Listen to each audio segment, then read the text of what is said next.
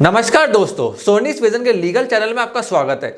आज की वीडियो में मैं आपसे बात करूंगा पासिंग ऑफ के प्रिंसिपल के बारे में कि ये क्या कॉन्सेप्ट होता है। देखो फ्रेंड्स, अगर आपको किसी के ऊपर केस फाइल करना है ना, अगर कोई आपका रजिस्टर्ड ट्रेडमार्क यूज कर रहा है तो आप इजीली किसी के ऊपर केस फाइल कर सकते हो, उसको लीगल नोटिस भेज के सिविल सूट फाइल करके। अगर आपका ट्रेडमार्क रजिस्टर्ड है तो इन केस आपका ट्रेडमार्क रजिस्टर्ड नहीं होता तो क्या आप किसी के ऊपर केस फाइल नहीं कर सकते। इसी के अंदर लॉ के अंदर एक प्रोविजन दे रखा है, उसको हम कहते हैं पासिंग ऑफ का प्रिंसिपल। अब ये क्या चीज होती है, देखिए फ्रेंड्स, अगर आपका ट्रेडमार्क रजिस्टर्ड है तो इजीली आप केस फाइल कर सकते हो। उसमें कुछ भी प्रूफ दिखाने की जरूरत नहीं होती कि सामने वाला कैसे उसको यूज कर रहा है, कहाँ मिसरिप्रेजेंटेशन कर रहा है, कितने आपकी गुडविल खराब कर रही है। खाली आपका ट्रेडमार्क रजिस्टर्ड होना चाहिए। बट इन केस आपका ट्रेडमार्क अनरजिस्टर्ड है, सामने वाला आपके ब्रांड नेम को यूज कर रहा है, तो आप कैसे उस पर केस फाइल कर सकते हो। इसी के लिए प्रिंसिपल बनाया गया पासिंग ऑफ का।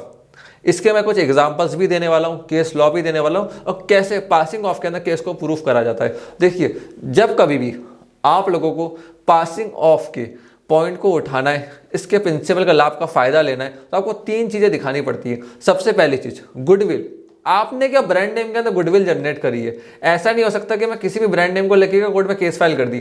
कोर्ट पूछेगा कि आपने क्या खर्चा करा है इस ब्रांड नेम की गुडविल बनाने में, मार्केट के अंदर radio advertisement, newspaper advertisement, social media marketing, कितना पैसा आपने लगाया इस ब्रांड नेम की गुडविल जनरेट करने में। अब गुडविल भी ऐसी होनी चाहिए शहर के अंदर कि ये नाम सुनते ही समझ में आ जाए कि ब्रांड नेम आपका है, आपने ही इसकी मार्केटिंग करी है। उसके बाद दूसरी चीज मिस रिप्रेजेंटेशन आपको दिखाना पड़ेगा कि सामने वाले ने मेरे ब्रांड नेम को यूज करा है, उसका इस्तेमाल करा है और कस्टमर्स को मिस रिप्रेजेंट करा है और धोखा दिया है। ये सारी चीजें आपको दिखानी पड़ेगी। अगर मिस रिप्रेजेंटेशन नहीं दिखा पाए तो केस फेल हो जाएगा।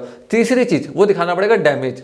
क्या आपको कितने मार्केट में गुडविल का लॉस हुआ, कस्टमर का लॉस हुआ और कितना आपको लॉस हुआ सामने वाले के नेम को यूज करने से जो कि आपका जनरेट करा हुआ था, जिसकी गुडविल आपने क्रिएट करी थी। ये तीनों चीजें पासिंग ऑफ के केस के अंदर दिखानी पड़ती है। अगर तीनों में से एक भी चीज के अंदर आप फेल हो गए ना, वहां पासिंग ऑफ का कंसेप्ट फेल हो जाएगा और आप केस को लूज कर जाओगे। और साधारण भाषा में आपको समझाता हूं, रजिस्टर्ड ट्रेडमार्क तो क्या है, वो आपका है। पासिंग ऑफ एक तरफा प्यार की तरह है, मतलब वन साइडेड लव। आप तो कह रहे हो कि वो मेरी है, आपका कहना है, बट उसको नहीं पता कि आप उसके हो या नहीं हो। तो पासिंग ऑफ का कंसेप्ट सिर्फ वन साइडेड लव है। कोर्ट में लंबे समय तक नहीं चलता है, बट जो रजिस्टर्ड ट्रेडमार्क होते हैं उनके अंदर इजीली केस फाइल करा जाता है और चांसेस ज्यादा होते हैं जीतने के। कुछ मैं आपको केस लॉ से बताता हूँ। पहले भारत पे वर्सेस फोन पे, इसके अंदर पे वर्ड को लेके ना फोन पे ने केस फाइल कर दिया था। अब अल्टीमेटली फोन पे उस केस को लूज कर गया क्योंकि पे वर्ड अलग से रजिस्टर्ड नहीं था। तो वहां पे फोन पे को दिक्कत है, वो पासिंग ऑफ के प्रिंसिपल को यूज करते हुए कोर्ट के अंदर पहुंच गए। उसके बाद आईटीसी, बहुत बड़ी ब्रांड है, उन्होंने मैगी कंपनी के ऊपर मैजिक मसाला को लेकर केस फाइल करा था कि ये तो हमारा ट्रेडमार्क है, रजिस्टर्ड नहीं था आईटीसी द्वारा। पासिंग ऑफ के प्रिंसिपल को लेकर कोर्ट में अप्रोच करा था और अल्टीमेटली जब 7 to 8 ईयर्स लीगल बैटल चली दिल्ली हाई कोर्ट के अंदर, आईटीसी कंपनी उस केस को लूज कर गई। अब यही दिक्कत होता है जब आप पासिंग ऑफ के बिहाफ पे जाते हो ना, वहां पे तीन चीजें दिखानी पड़ जाती है। मिस रिप्रेजेंटेशन क्या हुआ, गुडविल आपने कैसे कितनी जनरेट करी, तीसरी चीज डैमेज। अगर ये तीनों में से भी एक फैक्टर में आप फेल हो गए तो वहां पे केस को लूज कर जाओगे। एंड मैक्सिमम पासिंग ऑफ के केसेस के अंदर है ना, हमेशा पार्टी हारी जाती हैं क्योंकि तीनों चीजों को दिखाना, प्रूफ करना बहुत मुश्किल पड़ता है। इसलिए ये हमेशा एडवाइजेबल रहता है कि आप ट्रेडमार्क को रजिस्टर्ड कराओ। अगर किसी ब्रांड नेम को यूज कर रहे हो, उस पर पैसा लगा रहे हो, मार्केटिंग कर रहे हो, इन्वेस्टमेंट कर रहे हो, वो रजिस्टर्ड होना चाहिए। ये ऐसी बात होगी कि आपने शहर में देखा कहाँ लोकेशन खाली पड़ी है, प्लॉट खाली पड़ा है, उस पर जाकर मकान बना लिया, जमीन नहीं खरीदी, मकान बना लिया।